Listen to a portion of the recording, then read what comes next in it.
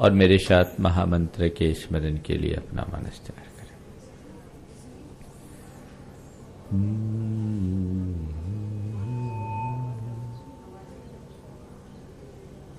नमो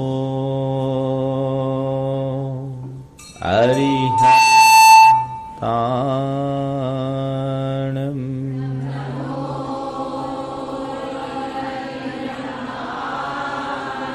नमो सिद्धाय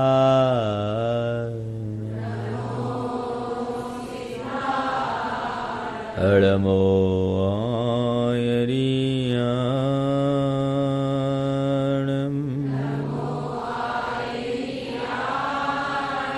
नमो उवज्झाय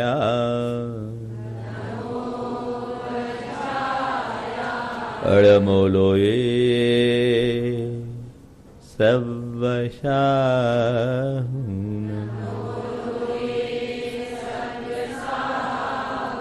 एसो पंचीणमुयारो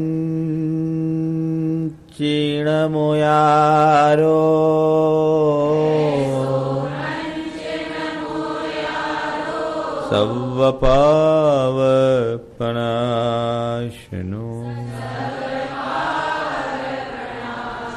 मंगलाळं च सवेशिं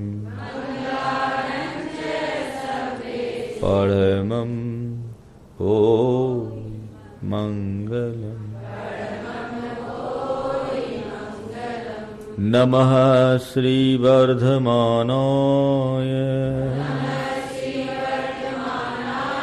निर्धूत कलिलात्मने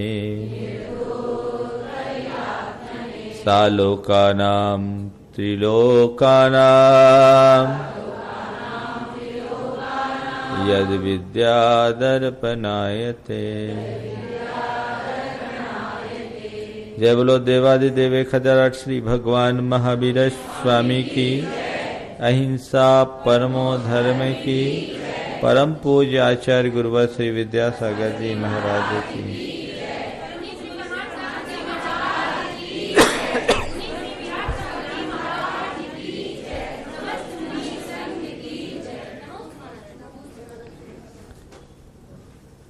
गुण व्रत हमारे अनुव्रतों में निखार लाते हैं। व्रत ग्रहण करने के उपरांत अपने व्रतों में यथासंभव निखार लाने की कोशिश करते रहना चाहिए। हम हमेशा कोई भी व्रत अंगीकार करें, इस बात का ध्यान रखें कि मेरे व्रत कहीं से मलिन तो नहीं हो पा रहे हैं। व्रतों को मलिन नहीं होने देना है, उसमें चमक लाना है, निखार लाना है। और इसी क्रम में गुण व्रतों की चर्चा है। हमने दिग्व्रत की चर्चा की और ये जाना कि दिग्व्रत की सीमा में बंध जाने के बाद सीमा से बाहर हमारा अनुव्रत भी महाव्रत के रूप में परिवर्तित हो जाता है। अब सीमा के भीतर हम अपनी एक्टिविटीज कैसे रखें? कहते सीमा के भीतर तुम पाप करो, लेकिन आंख मूंद करके मत करो। पल पल सजग रहो, सावधान रहो, अनावश्यक पाप से बचो। एक पाप है जो आवश्यक प्रतीत होता है तुम्हारे गृहस्थी के संचालन के लिए, जीवन के निर्वाह के लिए, और एक पाप है जो एकदम गैर जरूरी है। अनावश्यक गैर जरूरी पाप को अनर्थ दंड कहा जाता है। अर्थ का अर्थ होता है प्रयोजन, और अनर्थ यानी जिसका कोई प्रयोजन नहीं, तो प्रयोजनहीन पाप दंड है। इसके त्याग का नाम अनर्थ दंड त्याग व्रत है। हमारे जीवन में जो पापात्मक प्रवृत्ति तुम्हारे जीवन में होती है, उसमें देखो कि प्रयोजनीय पाप की अपेक्षा अप्रयोजनीय पाप का पुट कितना होता है। मतलब से पाप करना समझ में आता है, बिना मतलब का पाप समझ से परे। और सबसे बड़ी विडंबना यह है कि ज्यादातर पाप बेमतलब होता है। हमें उसके प्रति सावधान और सजग होने की जरूरत है और यह देखने की आवश्यकता है कि ये फिजूल का पाप हमारे जीवन में किस कदर जुड़ा है और उसे हम कैसे दूर कर सकते हैं। पहले मूल श्लोक को देखें। अभ्यंतरम दिगवधे, अभ्यंतरम दिगवधे रपार्थखेभ्य सपाप योगेभ्य, रपार्थखेभ्य सपाप योगेभ्य विरमन मनर्थ दंड, विरमन मनर्थ दंड व्रतम विदुर्व्रत धराग्रण्यः, व्रतम विदुर्व्रत धराग्रण्यः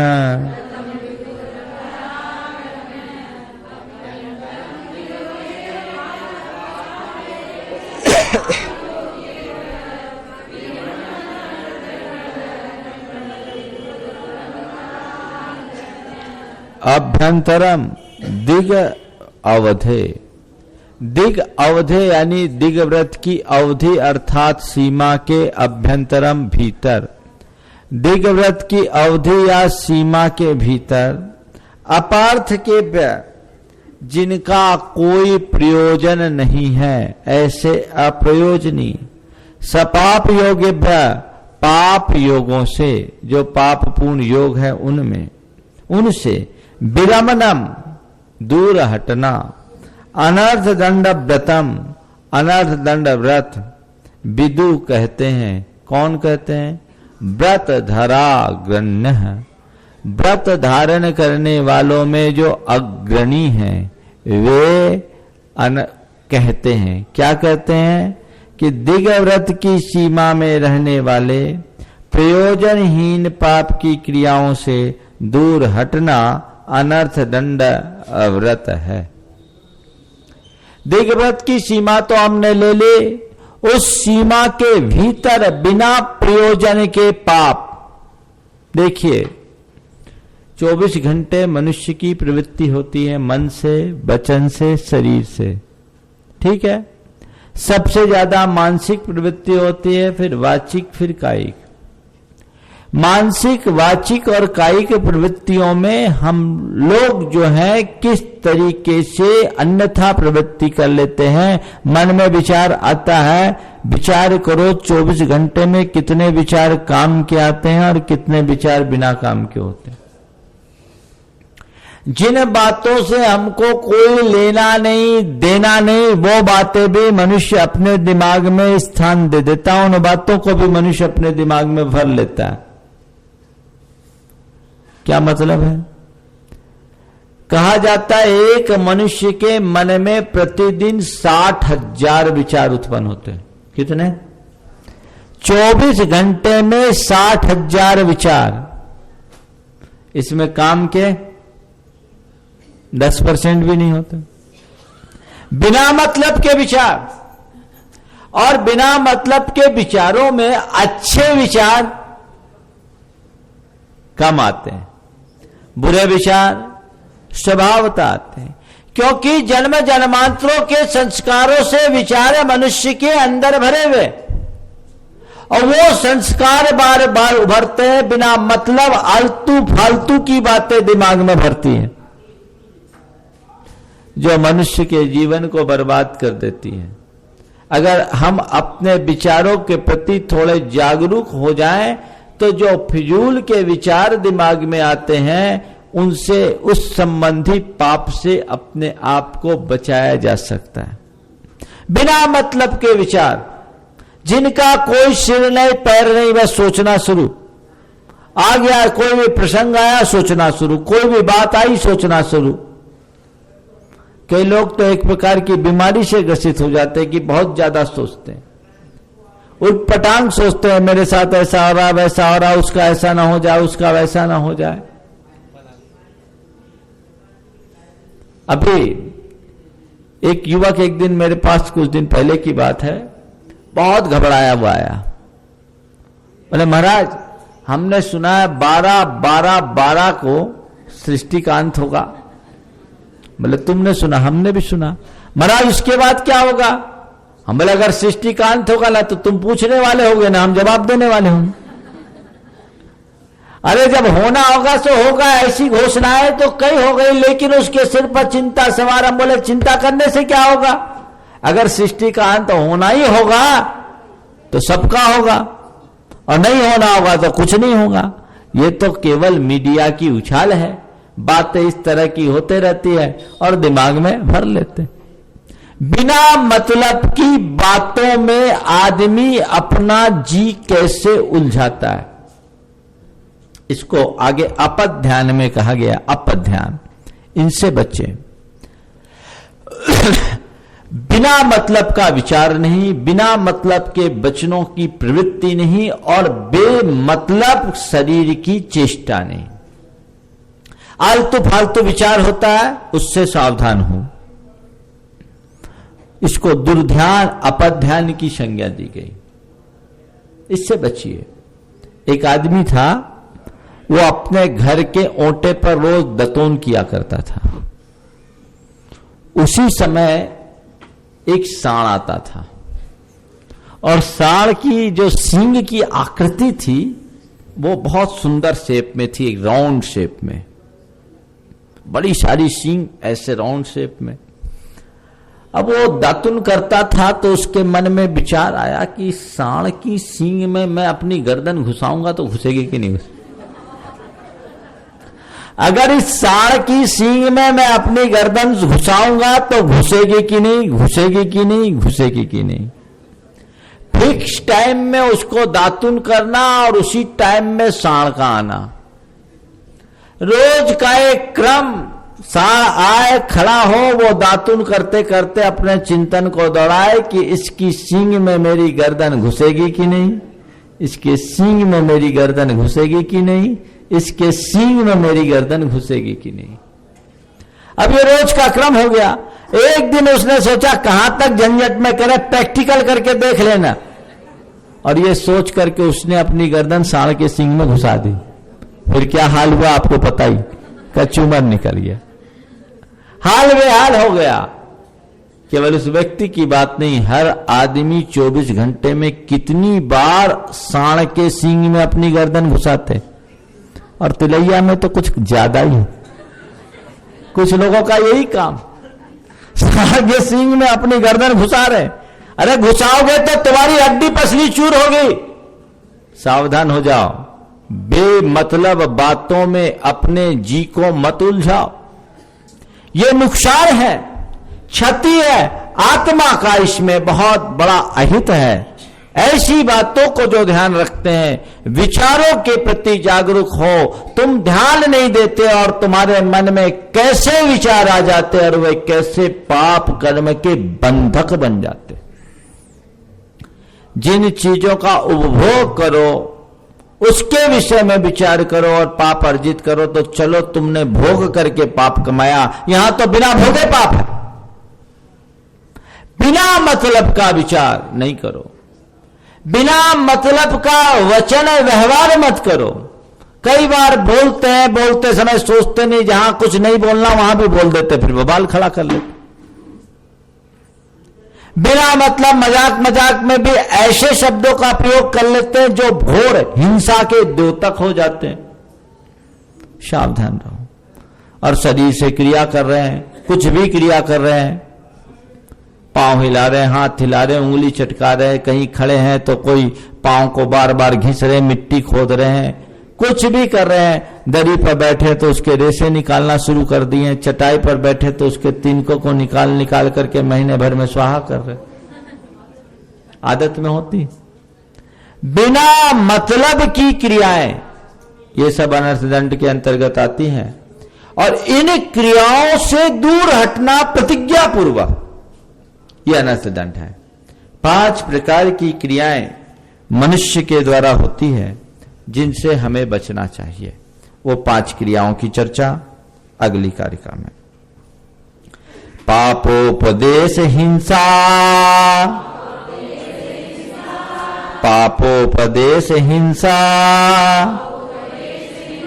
दानापध्यान दुश्रुति पंच, दानापध्यान दुश्रुति पंच, प्राहो प्रमादचर्या, प्राहो प्रमादचर्या,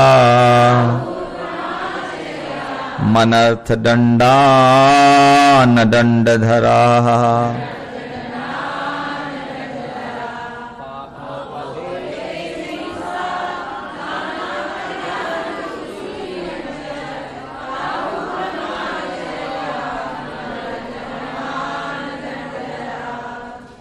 पापोपदेश, हिंसादान, अपध्यान, दुश्रुति, प्रमादचर्याम, परिचर्या में मनर्थ में से मैं इधर आ जाएगा, प्रमादचर्याम, अनर्थ दंडान, अदंड धरा, प्राहु कहते हैं। अदंड धरा, नदंड धरा में से अदंड धरा निकलेगा। अदंड धरा, दंड का अर्थ क्या होता है? डंडा। दंड का अर्थ होता पाप। जो पाप नहीं रखते, जो निष्पाप है, ऐसे कौन है? गणधर आदि। वे पापोपदेश, हिंसादान, अपध्यान, दुश्रुति, प्रमादचर्या, इन 5 को अनर्थ दंडान प्राहु, इन 5 को अनर्थ दंड कहते। कितने भेद हो गए अनर्थ दंड के? पापोपदेश, हिंसादान, अपध्यान, दुश्रुति और ये 5 अनर्थ दंड है। अब देखो पापोपदेश क्या है, एक एक करके व्याख्या भी ले लेता हूं अगले श्लोक में। पहले पापोपदेश क्या है, खुद आचार्य डिटेल कर रहे हैं, अलग से बोलने की जरूरत नहीं। क्या है पापोपदेश? तिर्यक क्लेश वनिज्या, तिर्यक क्लेश वनिज्या, हिंसारंभ प्रलंभनादीना, हिंसारंभ प्रलंभनादीना, कथा प्रसंगः प्रसवः, कथा प्रसंगः प्रसवः, स्मर्तव्यः पाप उपदेशः,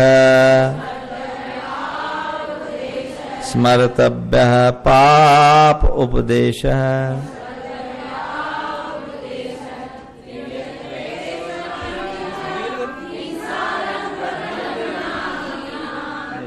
तोड़ दिया विषय छंद पूरा करने के लिए, तो एक अक्षर छूट जाता है। कह रहे हैं तिर्यक क्लेश, तिर्यंचों को क्लेश देने वाले,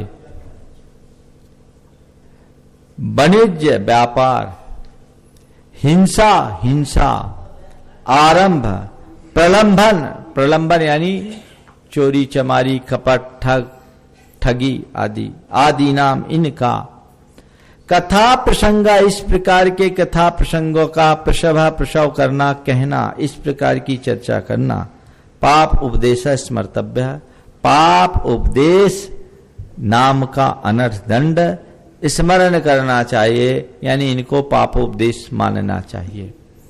अर्थात ऐसी चर्चा जिसमें तिर्यंचों को क्लेश उत्पन्न होता हो, पशुओं को कष्ट होता हो, इस प्रकार की कोई भी चर्चा क्रिया, व्यापार की बात, हिंसा की बात, आरंभ की बात, ठग और आपके जाकर प्रलंबन यानी ठगी कपट आदि की बातें, इन सब के कथाओं के प्रसंग को प्रसव करना यानी उत्पन्न करना, इस तरह की चर्चाएं करना पापोपदेश।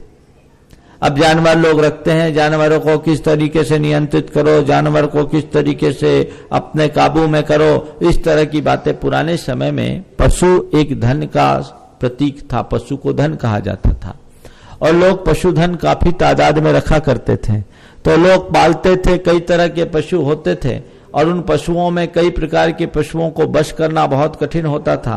अब जाकर के आपने लेक्चर दे दिया कि देखो हमने अपने जानवर को ऐसे कंट्रोल किया, इस तरह से कंट्रोल करो तो सब कंट्रोल हो जाएगा। अब आपकी बात सुन ली और उसने कर लिया, आपके निमित्त से उसने एक पशु को कष्ट दिया, पाप के भागी आप बने कि नहीं बने? बिना मतलब क्यों कर? आजकल तो खैर ऐसी व्यवस्थाएं खत्म हो गई, इसलिए ये बातें आजकल ज्यादा नहीं लगती, लेकिन फिर भी इस तरह की चर्चाएं करना पाप उपदेश। फिर हिंसा, व्यापार की चर्चाएं करना, तुम ये व्यापार कर लो तुमको बहुत फायदा होगा, ये व्यापार कर लो तुमको बहुत फायदा होगा, ऐसा व्यापार बहुत बढ़िया चलता है, इस तरह का। अरे कंसल्टेंसी दो तो कोई फीस लेके कंसल्टेंसी दो तो फायदा है, बिना फीस की कंसल्टेंसी काहे को दे रहे हो? तुमने उसको व्यापार की राय दे दी और उसने व्यापार कर लिया तो व्यापार में किसी न किसी रूप में हिंसा तो है ही, उसका भागीदार कौन होगा? बिना प्रयोजन क्यों हम किसी को व्यापार की सीख दें? फिर हिंसा की बातें, इस तरह की बातें जिससे व्यक्ति को हिंसा का पाठ पढ़ने को मिल जाए, हिंसा के तरीके जाने ले, नए नए तरीके से लोग एक दूसरे की हिंसा कर दे, इस तरह की चर्चाएं करना, इस तरह की कहानियां कहना, इस तरह की बातें करना जिससे लोग पाप में प्रवृत्त हो जाए, पापोपदेश है। बिना प्रयोजन की ऐसी बात, बिना प्रयोजन के ऐसी बातों को बिल्कुल नहीं करना चाहिए, प्रतिज्ञा पूर्वक त्याग देना चाहिए कि इसमें हमको कोई मतलब नहीं। लेकिन लोगों को ऐसी ही चर्चाओं में रस आता है, बैठ जाए तो बस बैठ जाए, चर्चा चालू हो गई तो चालू हो गई। ऐसी चर्चाओं को करने में कोई सार नहीं है, रति तो इनसे हमेशा दूर रहता है। आप लोगों को भी बिना मतलब इनमें प्रवृत्त नहीं होना चाहिए। एक ही बात का स्मरण रखो कि पाप मेरे जीवन में पग पग पर जुड़ा है, कम से कम बिना मतलब के पाप से तो बच जाऊं। त्रियक क्लेश वनिज्य हिंसा आरंभ। अब घर गृहस्थी के कार्यों को आरंभ करते हैं जिसमें ऐसी क्रियाएं जिसमें जीवों की किसी न किसी तरह से विराधना यानी जीवों का विघात होता है, उस क्रिया को आरंभ करते हैं। आपके नहाने धोने, खाना बनाने पकाने आदि की क्रियाओं में जो हिंसा होती है वो आरंभी हिंसा कहलाती है। तो इस प्रकार के आरंभ की बातें करना, चाहे जिसको रेसिपी बता रहे हो, मतलब क्या है? जरूरत है उतना बताओ, बाकी से क्या लेना देना? क्योंकि ये एक प्रकार की हिंसा है। इससे अपने आप को बचाना चाहते हो तो ध्यान रखो, मन वचन काय कृत कारित अनुमोदन से हिंसा होती है। तो आपने यदि कहीं किसी तरीके का अपना इन्वॉल्वमेंट रखा, आप हिंसा के भागीदार हो गए। तो हिंसा से बचना है तो इनसे बचो, आरंभ की बात मत करो। और प्रलंबन, अच्छी अच्छी टेक्निक बता दो चोरी की, खुद तो चोरी नहीं कर रहे हैं, लोगों को टेक्निक दे रहे हैं। हाँ, कपट करने की ठग विद्या सिखा दो। मतलब क्या है इस तरह की विद्या को सिखाने का? जो काम हम खुद नहीं करते वो दूसरों से कराए, ये बात कतई अच्छी नहीं है और ये सब पापोपदेश के अंतर्गत आता है। यानी पापकारी क्रियाओं की चर्चा बिना मतलब मत करो, करो ही मत, और बिना मतलब तो बिल्कुल मत करो। ये पाप बंध के हेतु हैं। इसका नाम है पापोपदेश। दूसरा है हिंसा दान। पर सुख पान खनित्रा, पर सुख पान खनित्रा, ज्वलनायुध श्रृंग श्रृंखलादीना, ज्वलनायुध श्रृंग श्रृंखलादीना, बद हेतूनां दानम, बद हेतूनां दानम, हिंसा दानम ब्रुवन्ति बुधा,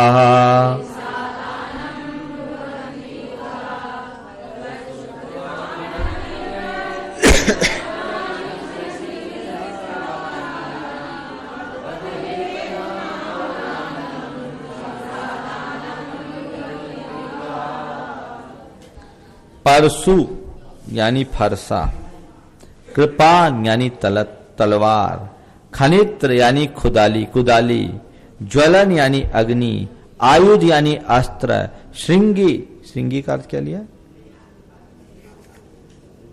विष, और श्रृंखला यानी शाकल आदि, जो बद हेतु हत्या के हेतु हैं, ऐसे सामग्रियों का दान करना हिंसा दानम, हिंसा दान, ब्रुवंती कहते हैं। कौन? बुधा, बुद्धजन, विद्वज्जन, गणधर आदि विज्ञ पुरुष। फरसा, तलवार, कुदाली, अग्नि, अस्त्र, विष, सांकल आदि जो वध के हेतुभूत निमित्त हैं, इनके दान का नाम हिंसा दान कहते हैं। इनके दान को हिंसा दान कहते हैं।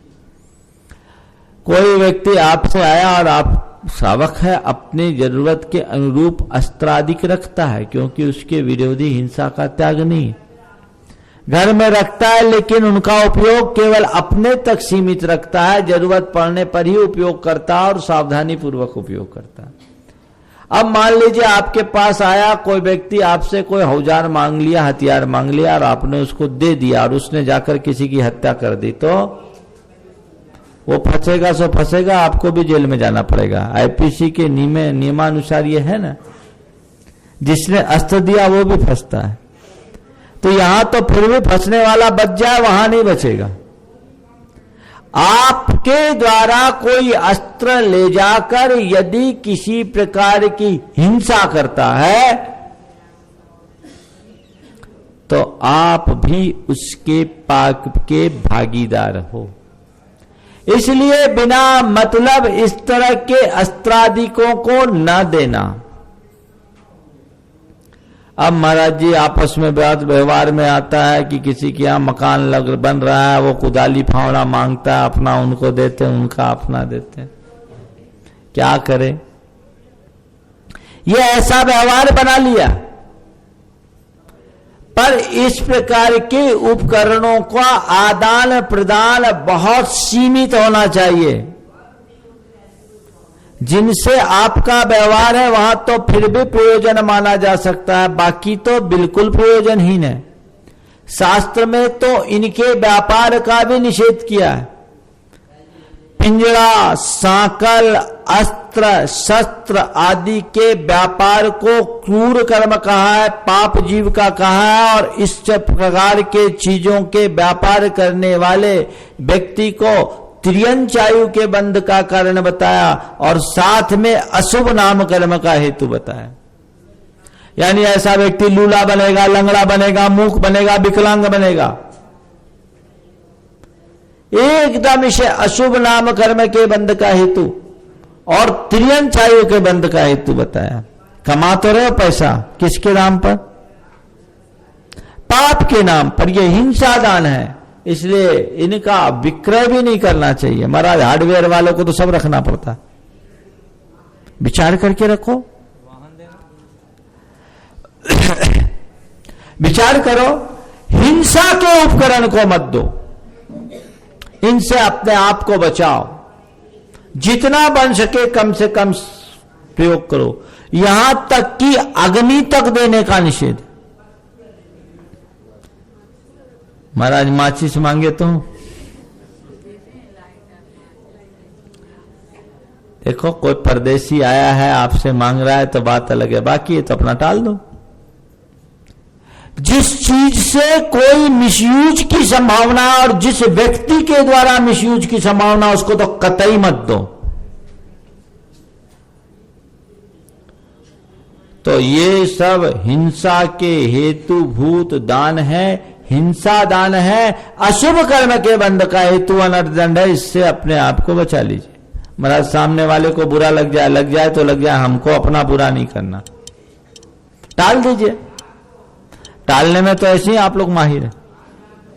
कोई भी बात टालना है तो अपने ढंग से टाल दो। टालने के लिए कोई सिखाने की जरूरत तो नहीं है। जहां पाप की संभावना हो वहां टाल मटोल कर दो, और जहां पुण्य का काम हो उसको तत्काल कर दो। आप लोग उल्टा करते, पुण्य में टाल मटोल और पाप को तत्काल। गलत है। पाप की जहां संभावना उसका टाल मटोली कर देना चाहिए। ये सब हिंसा दान के अंतर्गत आते हैं। आयु देना, विष देना। देखो, दुकान में कभी भी मच्छर मारने की दवाई, खटमल मारने की दवाई, चूहा मारने की दवाई, टिक 20, फिनीट आदि नहीं बेचना चाहिए। विष मत बेचो, ये विष मत बेचो। इसी तरह मीट मसाला मत बेचो। महापाप का कारण अगर किसी के किराने की दुकान है, तुम नहीं खाते तो खाने वाले को कह देते हो। थोड़ा सा विवेक की जरूरत है। ये सब आइटम बेचना ही नहीं। ग्राहक ही न लौटेगा और क्या होगा, भाग नहीं उठेगा। भाग अगर ठीक है तो सब कुछ ठीक है। थोड़े से विवेक की भर बात है कि हम जो कर रहे हैं उसमें कितना अच्छा और बुरा है, आत्मा का हिताहित किस तरीके से जुड़ा है। यदि व्यक्ति इन बातों पर विचार कर ले तो उसको ज्यादा उपदेश देने की जरूरत ही नहीं बचेगी। थोड़ा सा विवेक करने की जरूरत है। ये सब हिंसा दान है। इस प्रकार के हिंसा दान से अपने आप को बचाना चाहिए। अब बात आ रही है अपध्यान की, जो जरूरत से ज्यादा होती है। बदबंदच्छेदादेर, बदबंदच्छेदादेर, द्वेषाद्रागाच्च परकलत्रादेः, द्वेषात् रागाच्च परकलत्रादेः, आध्यानमपध्यानम्, आध्यानमपध्यानम्, शासति जिन शासने विशदा।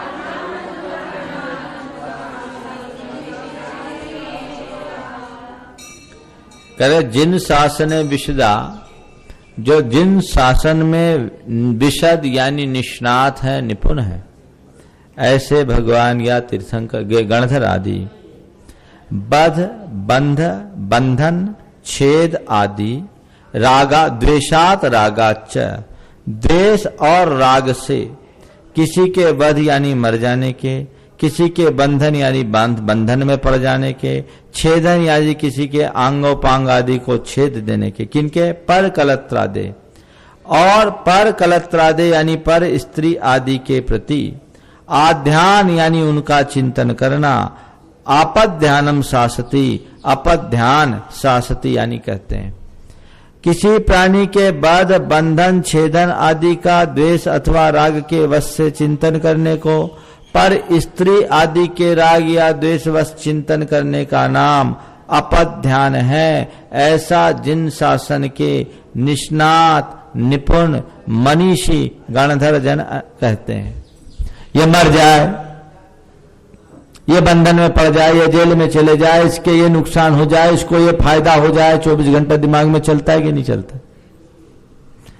कोई हार जाए, कोई जीत जाए, किसी का भला हो जाए, किसी का बुरा हो जाए, ऐसा सोचने से क्या फायदा बिना मतलब। और ये कब होता है पता है? जब क्रिकेट का मैच चलता है तब। क्रिकेट मैच है, ठीक है, अब क्रिकेट मैच चल रहा है, लोगों में दीवानगी, और अगर वर्ल्ड कप चल रहा है तो फिर क्या कहना। और उसमें भी अगर इंडिया अगेंस्ट पाकिस्तान चल रहा है तो और क्या कहना। ठीक है महाराज, क्या राष्ट्रीय गौरव का प्रतीक नहीं है? ठीक है, राष्ट्रीय गौरव का प्रतीक है, ठीक है। ये मन में भावना होना चाहिए कि चूंकि आज खेल भी राष्ट्र की प्रतिष्ठा का प्रतीक बन गया, तो कोई हमारा देश जीते, इतना तक तो फिर भी ठीक है। लेकिन ये इतना रन बना ले, ये उतना कर ले, ये इतनी विकेट ले ले, ये इतने कैच ले ले, ये जो चिंता है, तुमको क्या मिलने वाला? लाखों करोड़ों रुपया लोग सट्टे पे लगा देते हैं, अपध्यान है। खेलने वाले खेलते हैं, खेल को केवल खेल की भावना से देखनी चाहिए। एक को जीतेगा, एक को हारना है तय। वर्ल्ड कप चल रहा था, अभी 2010 में चल रहा था ना वर्ल्ड कप। एक बच्चा आया, बोला महाराज आज आप सामायिक में 2 माला ज्यादा फेर लेना। बोले क्यों? बोले महाराज इंडिया जीत जाए। मतलब क्या है? मेरे माला फेरने से इंडिया के जीतने का क्या संबंध है? 2 है, कोई एक जीतेगा, ठीक है, वो जैसा खेलेंगे वैसा जीतेगा। तुम्हारा एक्साइटमेंट इतना अधिक क्यों? कई बार ऐसी भी घटनाएं देखने में आई है कि वहां अगर समय पर ठीक प्रदर्शन नहीं हुआ, विकेट डाउन हो गया, टीम हार गई, लोगों का हार्ट फेल तक हुआ। हार्ट फेल तक हुआ। खुशी को भी नहीं झेल पाए और कष्ट को भी नहीं झेल पाते लोग। ये अपाध्यान है फिजूल का। वो तो खेल रहे, जीत रहे तो भी उतने ही खुश, और हार गए तो भी कोई ज्यादा फर्क सामने वाले के मन में। इसी तरह जब चुनाव के प्रसंग आते हैं तो वो जीत जाए वो हार जाए, सारा कैलकुलेशन लगाते रहते हैं। तुमको लेना एक न देना 2, ठीक है, तुम्हारी जिम्मेदारी वोट डालने की है, वोट डालो, काम खत्म। बिना मतलब की हार जीत की चिंता करना अपध्यान है, अनर्थ दंड है। इसी प्रकार अन्य प्रकार का खोटा चिंतन, मन को दुर्भावनाओं से ग्रसित करना अनर्थ दंड है। अच्छी बातें सोचने में कम आती है, बुरी बातें ज्यादा आती। ईर्ष्या राग द्वेष मन में भरा है। जिनके नजदीक रहते, जिनके साथ 24 घंटे रहते हैं, उनके भी हित की चिंता कितनी होती है और उनके हित की चिंता कितनी होती है बताओ। द्वेष की भावना हमारे मन में कितनी होती है और राग की भावना कितनी होती है बचाओ। राग में भी अच्छे में राग की भावना कितनी होती है और बुरे में राग की भावना कितनी होती है, इसको हमें बताओ। उल्टी उल्टी बातें जाती है। पति पत्नी दोनों जा रहे थे, रास्ते में एक कुआं मिला। वहां एक बोर्ड लिखा हुआ था, चमत्कारी कुआं। चमत्कारी कुआं क्या है? नीचे लिखा था, इस कुआं में झांक कर देखने से सारी मनोकामनाएं पूरी हो जाती है। इस कुएं में झांक कर देखने से सारी मनोकामनाएं पूरी हो जाती है। जिज्ञासा बढ़ी। पहले पति झांका और झांक करके बाहर आया, उसके बाद पत्नी झांकी, वो कुएं में गिर गई। पहले पति झांका, झांक कर बाहर आ गया, उसके बाद पत्नी झांकी, वो कुएं में गिर गई। उसने कहा हे भगवान, मुझे थोड़ी पता था कि इतनी जल्दी मनोकामना पूरी हो जाएगी। क्या भावनाएं है? अपध्यान, दुर्भाव, खोटा चिंतन, उल्टी सोच, इनसे अपने आप को बचाओ। मन पर विराम दो। सोचो कि मैं अपने मन पर दुर्भावनाओं को हावी नहीं होने दूंगा। यह शुभ कर्म, अशुभ कर्म को लाने वाला है, आत्मा के लिए बेहद नुकसानदेह है। यदि ऐसी बातें दिमाग में घर कर जाए तो मन इधर उधर नहीं डगमगा सकता। मन भागेगा नहीं, मन भटकेगा नहीं। ये एक मार्ग है और इस तरह के मार्ग को अंगीकार करके ही हम ठीक रीति से आगे बढ़ सकते हैं। आज इतना ही रखें। वो दुष्श्रुति में आएगा अभी आगे आ रहा है, कल लेंगे। चलिए आज इतना ही रखें। दुष्श्रुति, प्रमादचर्या और अनर्थदंड के अतिचार आज ज्यादा हो जाएगा।